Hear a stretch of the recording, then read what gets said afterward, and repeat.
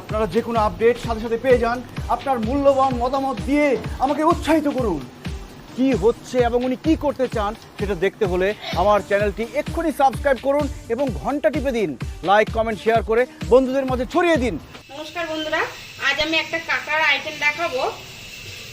দেখুন, আজকে কাঁকড়া পেয়েছি বাজারে, ওর জন্য নিয়ে চলে এসেছি। তো এই কাঁকড়াগুলোকে প্রথম আমি ডিপ ফ্রিজে ঢুকিয়ে রাখবো কিছুক্ষণের জন্য, তারপরে কেটে নেব। কাঁকড়াটা কেটে নিয়েছি। কাঁকড়াগুলো আমি ঠ্যাংগুলো বাদ দিয়ে মানে রেখে দিয়েছি আলাদা করে। এখানে শুধু কাঁকড়াগুলো নিয়েছি, কেটে ধুয়ে পরিষ্কার করে রাখা। আর দেখুন, এখানে আমি একটা টমেটো নিয়েছি, আর নিয়েছি গোটা ধনে আর শুকনো লঙ্কা। এখানে নিয়েছি কাজু বাদাম আর সাদা জিরে। আর এখানে নিয়েছি একটা ছোট পেঁয়াজ 4 টুকরো করে নিয়েছি, 3 টুকরো আদা নিয়েছি, আর 4টে রসুনের কোয়া নিয়েছি। তো শুরু করা যাক আজকে আমার কাঁকড়ার ঝাল। আজকে একদমই অন্যরকম ভাবে করবো। তো দেখতে থাকুন বন্ধুরা আমার কিভাবে কাঁকড়ার ঝাল বানাচ্ছি। তো বন্ধুরা, এখানে আমি কড়া বসিয়ে নিয়েছি, কড়া গরম হয়ে গেছে। এবার আমি দিয়ে দেবো এর মধ্যে সর্ষের তেল। এখানে আমি সর্ষের তেল অল্প দিলাম, আর একটু দেবো সামান্য ঘি। তো দেখুন বন্ধুরা, আমি এর মধ্যে দিয়ে দিলাম ঘি। আপনারা ঘি যদি নাও দিতে চান এড়িয়ে যেতে পারেন ঘিটাকে। স্বাদের জন্য আমি ঘিটা ব্যবহার করেছি, বা এর যে ঘির যে একটা গন্ধ সেটা খুবই ভালো লাগে আমার। তো দেখুন, এখানে তেলটা গরম হয়ে গেছে। তো এখানে যে সাদা জিরেটা আর কাজু বাদাম নিয়েছি, আগে সাদা জিরেটা আমি দিয়ে দেব। এখানে আঁচটা পুরো সিমে আঁচ থাকবে। জিরেটা যখনই হালকা ভাজা হবে তখনই আমি কাজু বাদামগুলো দিয়ে দেব। দেখুন, আবারও বলছি, এই সময় কিন্তু আঁচটাকে খুবই কম করে নেবেন, খুবই হালকা আছে এটাকে ভাজতে হবে। কাজু বাদামটা এখন আমার লাল লাল করে ভাজা হয়ে গেছে। এখন আমি দিয়ে দেব যে আদা রসুন আর পেঁয়াজটা ছিল সেটা আমি দিয়ে দেবো এর মধ্যে। আর এই সময় দিয়ে দেবো 4টে শুকনো লঙ্কা নিয়েছিলাম আর গোটা ধনে নিয়েছিলাম। এবার এটাকে আমি দিয়ে দেবো।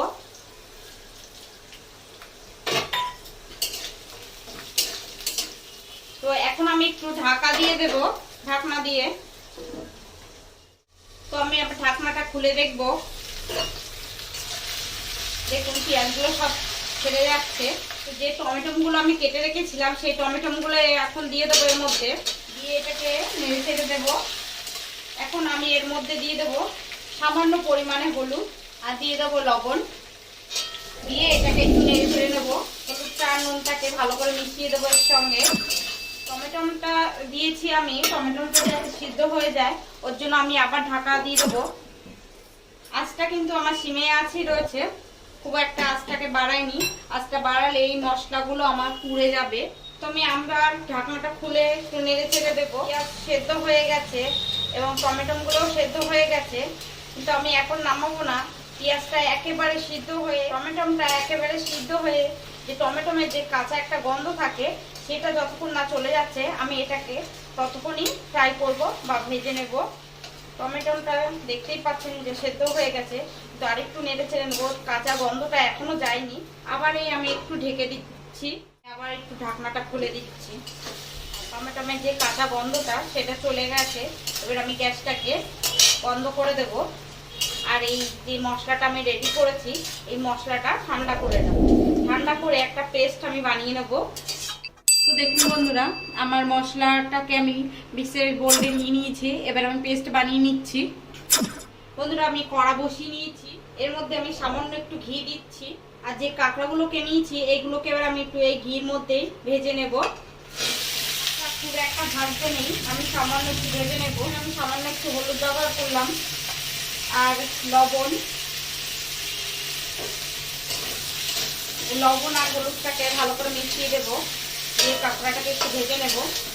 আপনারা চাইলে এটা তেলেও ভেজে নিতে পারেন। এটাকে আমি ঢাকা দিয়ে দেবো।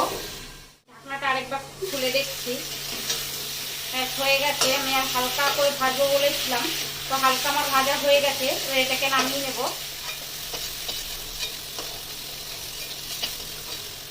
দেখুন, আমি কাঁকড়াটা ভাজা হয়ে গেছে। তো বন্ধু, আমার কড়া গরম হয়ে গেছে। এর মধ্যে দিয়ে দেবো অল্প করে সর্ষের তেল, শুধু জাস্ট ফোড়ন দেওয়ার জন্য। তো এবার আমি দিয়ে দেবো গরম মশলা ফোড়ন, আর এখানে কয়েকটা সাদা গোলমরিচ ব্যবহার করেছি। তো এটাকে আমি ভালো করে নেড়ে ছেড়ে নেব। গরম মশলাটা ভাজা হয়ে গেছে। এবার যে পেস্টটা আমি করে রেখেছিলাম সেটাকে এর মধ্যে দিয়ে দেব।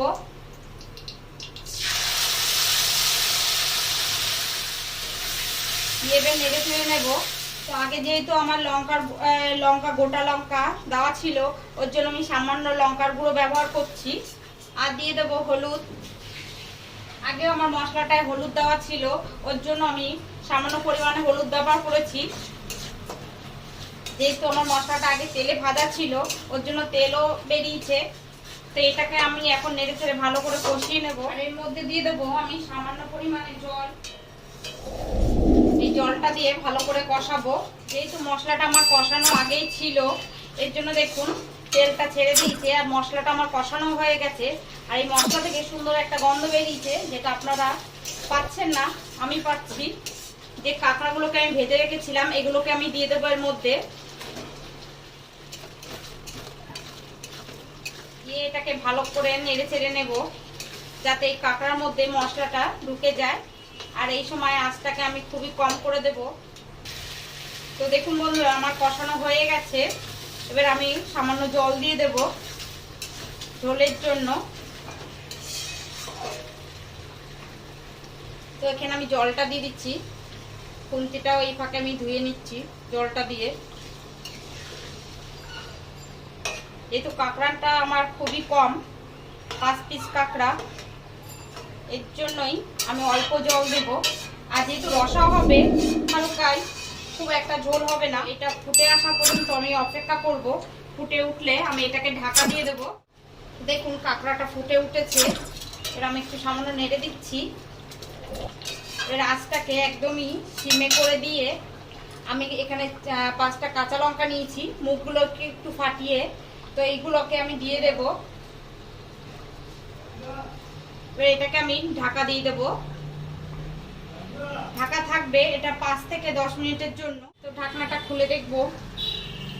দেখুন কি সুন্দর কালার এসছে, আর কাঁকড়াটাও সেদ্ধ হয়ে গেছে। বন্ধুরা, আমার রান্না যদি আপনাদের ভালো লেগে থাকে অবশ্যই লাইক, শেয়ার, কমেন্ট করে জানাবেন যে আমার রান্না কেমন লাগছে। আর কাঁকড়া তো জানেন সবারই প্রিয়, বিশেষ করে আমাদের বাড়িতে সবারই খুবই পছন্দ। বাজারে উঠলে আগে কাঁকড়াটাই আসে বাড়িতে। তাই পুজোর মুখেও তো আমি লাস্টে একটুখানি সামান্য ঘি দিয়ে এটাকে নামাবো।